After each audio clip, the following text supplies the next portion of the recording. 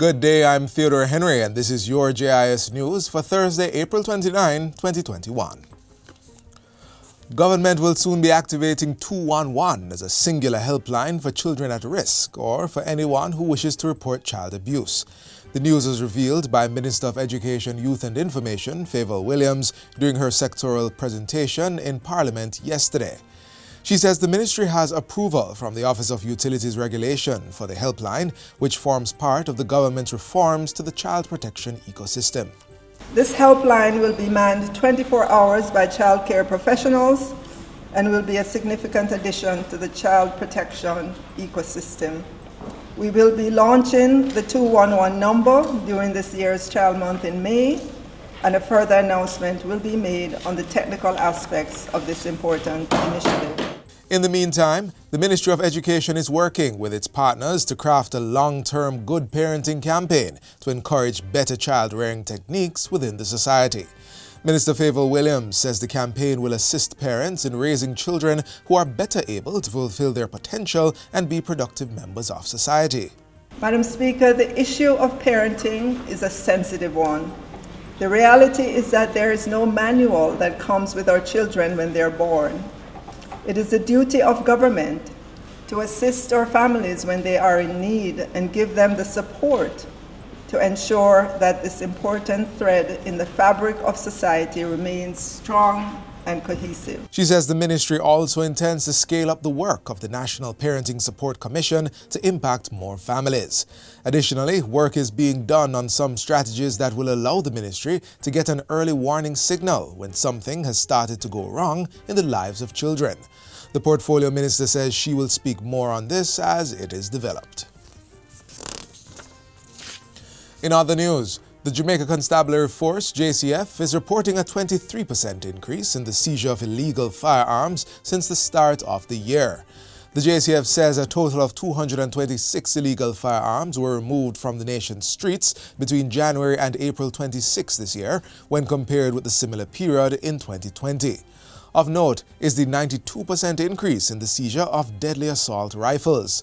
In addition, 161 pistols and 8 deadly SMG submachines were removed from the streets.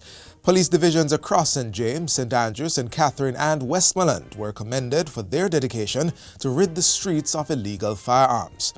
At the same time, the police are urging persons with information that could lead to the seizure of guns and or the capture of gunmen to call Crime Stop at 311 or Police Emergency at 119.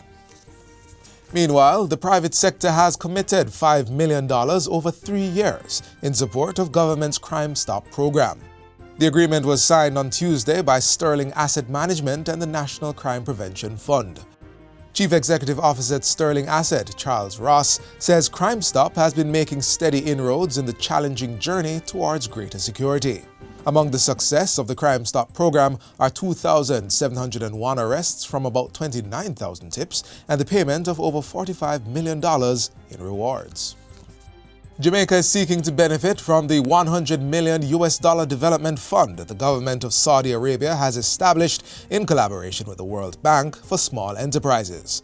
Tourism Minister Edmund Bartlett discussed the investment opportunity this week with Saudi Arabia's Minister of Tourism, Ahmed Al-Khatib. Minister Bartlett says he also discussed how Jamaica can benefit from Saudi investment in a number of areas, including tourism infrastructure and plans to develop St. Thomas into a tourist destination. Both ministers also examined the issue of boosting tourism resilience, including through the establishment of a Global Tourism Resilience and Crisis Management Center in Riyadh and collaboration on sustainability and resilience projects in the industry. The two ministers were in Mexico attending the World Travel and Tourism Council's Global Summit. And finally, Prime Minister Andrew Holness has expressed sorrow at the passing of Ambassador Anthony Johnson. Ambassador Johnson was a former Jamaica Labour Party Member of Parliament, senator, diplomat, economist, lecturer and ambassador to the United States. He also served as High Commissioner to the United Kingdom, non-resident ambassador to the Republic of Finland, Ireland and the kingdoms of Sweden, Norway and Denmark, as well as permanent representative to the Organization of American States. He was awarded the Order of Jamaica for his service to the nation in 2016. In his statement, Prime Minister Holness says the late ambassador led a life that can only be described as selfless, having made invaluable contributions to both the private and public sectors, including as an educator. The former Member of Parliament for North East St. Catherine also held various government portfolio responsibilities over his career, including technology, education, industry, commerce, agriculture, mining, and energy.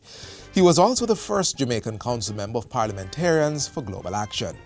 The Prime Minister says Ambassador Johnson was an exceptional humanitarian and statesman whose passing has left us heartbroken.